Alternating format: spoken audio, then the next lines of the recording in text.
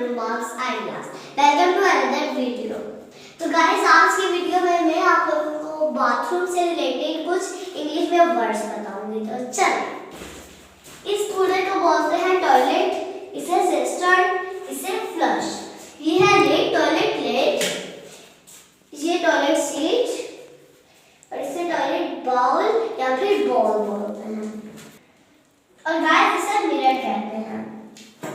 ये है बेसन या फिर वॉश बेसन, ये है कैप और ये है plug whole.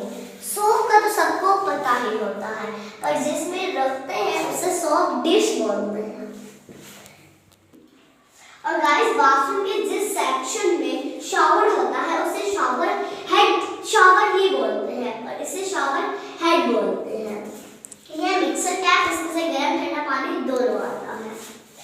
And this is bucket, this is mug, and this is stool. And इसे टॉवल बोलते हैं।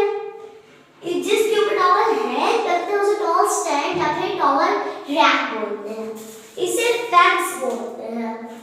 आई होप आपको आज की वीडियो बहुत अच्छी लगी होगी। अगर इन सब चीजों में से आपके लिए कोई चीज न्यू हो तो प्लीज कमेंट बॉक्स में टाइप करके जरूर बताएं।